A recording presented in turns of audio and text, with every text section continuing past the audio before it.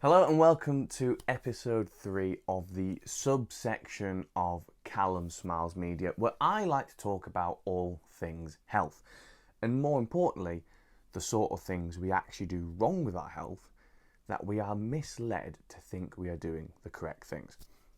So this one is titled Spinach and Kale, more to actually catch your eye and kind of get you thinking, hold on, spinach and kale, that's bad? Surely not. I'll watch this video to hear what he has to say. But actually what I want to talk about are anti-nutrients. Now, anti-nutrients just sound like some weird made up sci-fi sort of word, at least to me anyway when I first heard about them. So we need to wonder why we need to avoid these anti-nutrients. I mean, if you believe that anti-nutrients are a thing, then that alone should tell you why you should avoid them. They are anti-nutrients.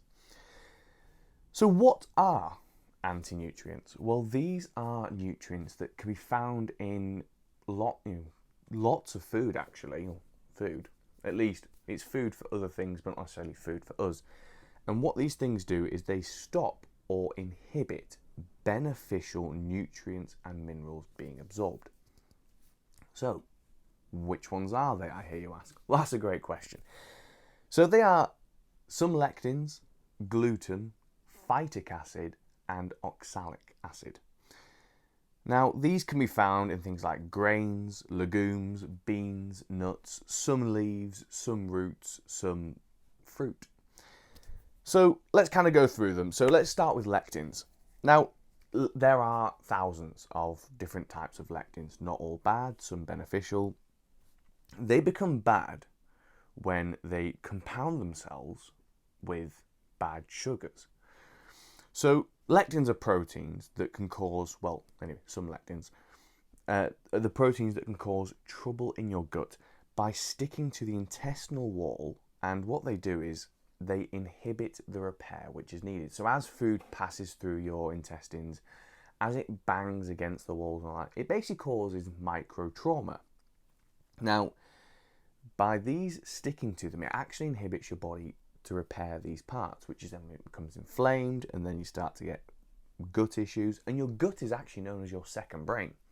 So if your gut works, your brain will work better, and when your brain works better, you work better. You become a much better version of yourself. So this prolonged damage causes inflammation, and these lectins can be found in lots of plants. The most common sources are things like grains, legumes, nightshade vegetables. Now, it's something like a third of people are sensitive to nightshade vegetables. Not all people are sensitive to nightshade vegetables. It all depends on your mitochondria. And we get our mitochondria from our mothers. So for modern people who don't know what a mother is, it's the woman that doesn't have a penis of which you came from. So there's ways you can kind of go about testing this.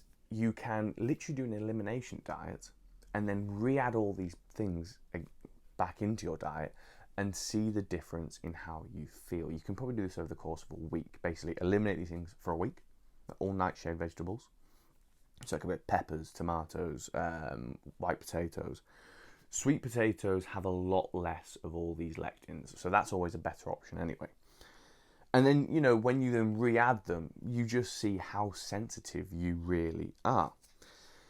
So let's go on to phytic acid, what I think is actually the worst of them all. So what it does is it blocks your body from absorbing magnesium, zinc, calcium, iron. And this can be found in high amounts in things like spinach and kale. Now, you might think, spinach, kale, that they're superfoods. We're told we should eat these super greens, these super leafy greens. Popeye, look how big and strong he is. Yeah, but also look at the fact it sounds like he's got a brain tumor or something. It doesn't actually sound too healthy when you really look at it. But so phytic acid, when it combines all these things, it then creates the compound phytate. Now it's spelt phytic acid, P-H-Y-T-I-C, and phytate, P-H-Y-T-A-T-E. Now, it is semi-true that spinach and kale are good. Now, one of the things you can do is things like you can cook it and it will actually get rid of some of the phytic acid. But it is true that they are full of really important minerals such as zinc and magnesium. But we can't absorb it from there. The way we have to absorb it is through the animals which can eat it. So we don't, or rather we create a very small amount, but not enough of an enzyme called phytase, which other animals create, and they can deal with these foods. Phytase can break down the phytic acid, and then the body can go, right, we got rid of that crap, we're going to take all that good stuff, thank you very much. Unfortunately, human digestive tracts do not work like that. It also inhibits digestive enzymes such as amylase, which breaks down starch, and pepsin and trypsin, which breaks down protein. Now, these are often found in the cotyledon layer, however you say it, but the spelling is here, of plants, which is basically the embryo part of the plant, and that makes it very difficult to get rid of it and get the good stuff in for us. And this is also why brown rice, again, let's think back to Big Pharma and big food. They tell us brown rice is better than white rice. And given all we've learned over the past few years, you've got to start thinking, why are they telling us to eat that one, not that one? Brown rice is actually more full of all these things because it's found in the hull of the rice. And which is why white rice, if you're going to have rice, white rice is the better option. So let's now move on to gluten. Now, humans can't digest this protein. That's the thing, it is a protein.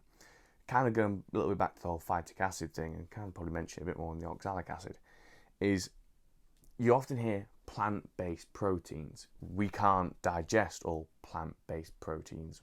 Our bodies are not designed for it, which is why the vegan diet does not work. And you'll often hear people go, oh, well, I know some really healthy vegans.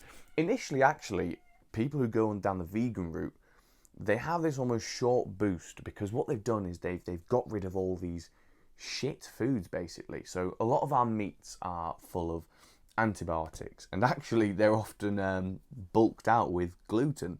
So we get that sluggish feeling sometimes after eating it. But things like, look into the work of Monsanto. They've been sued more times than I care to mention because of all the crap stuff they put, all the dangerous antibiotics to both the animal and to us that then eat it and get it from the animal. But to them, it's just a cost of business, a bit like Big Pharma. So back to gluten. So humans can't digest this protein. There are two types of categories of people, celiac and non-celiac. Most people are non-celiac, which basically just means you are less sensitive to it. Celiacs, they are very sensitive to gluten. So the indigestibility of gluten causes an immune response, such as brain fog and stomach cramps, because basically your body is struggling. You've picture a car and you've put the wrong fuel in. It can possibly ignite, but the engine's going to either fail or really struggle to operate. But it also has an opioid. It also has opioid compounds, which is why we get addicted to it. So we love bread and we love basically all these nice things with gluten because it has an opioid effect. It makes us addicted to it, meaning our body's like, oh, I could do with some of that. We don't realise up here that we're going, I'm really craving some gluten. We crave the things that have it in.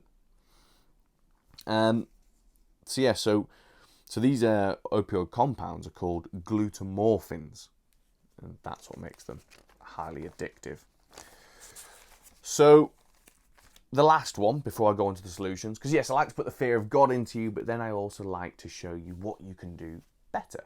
This isn't about showing you how dumb you are or just trying to scare you. I don't want to scare people. Sometimes you have to scare people to correct people. But I actually want us all to just have solutions and ways we can do life better. So, yes, oxalic acid, spinach and kale again, full of this. You can find this in a lot of raw cruciferous veg, which you see often passed off as superfoods, like things like chard. So oxalates bind to calcium, and that's what makes these sharp oxalate crystals.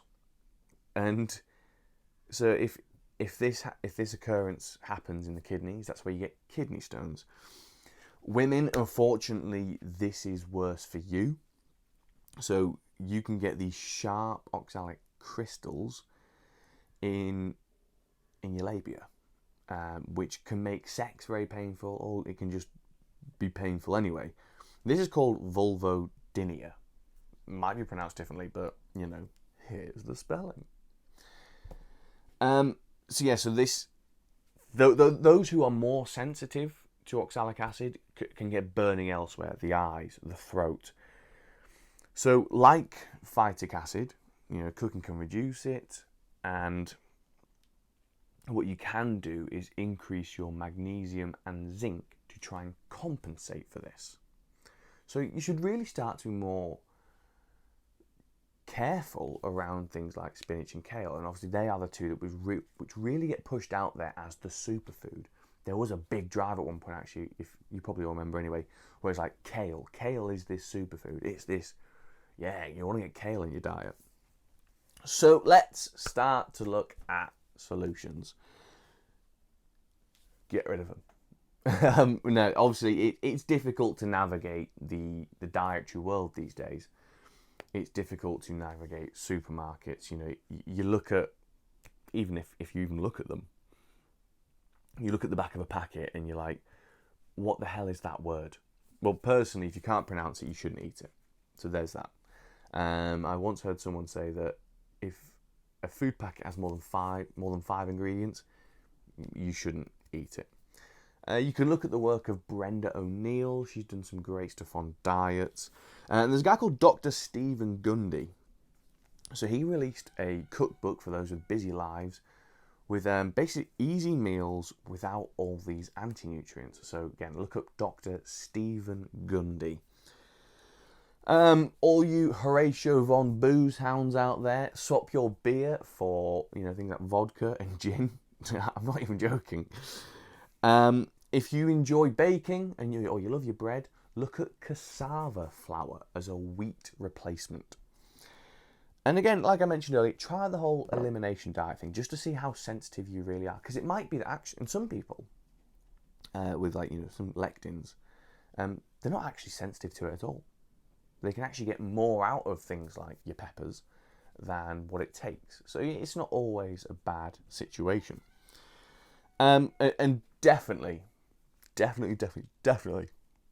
excuse me, swap your things like rapeseed oil or your other seed oils. Rapeseed is also known as canola oil.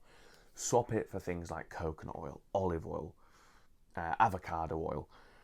It's so much better for you, but even when you heat it, it changes the properties, making it less healthy as if you just ate it, drizzled on a good salad, not a salad full of spinach, kale, raw cruciferous veg.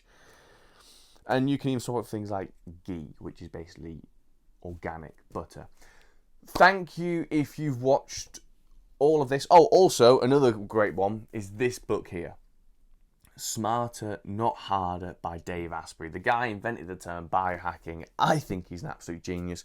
Not just because of the knowledge he has, the fact he can back up his knowledge. He's done so much testing. The guy has spent over $1 million on himself, literally just biohacking, improving himself. And he actually passed on all this knowledge to us. So yes, please like, share, subscribe this. Check out all my other stuff. I'm going to have some really big news soon about Davos. All the plans are nearly in motion. Apologies for being away for so long. I've set up another business so I can actually become completely independent and not reliant on media work, where basically they say what I can and can't say, question or talk about. So yes, please like, share, subscribe, and I'll see you next time. Bye.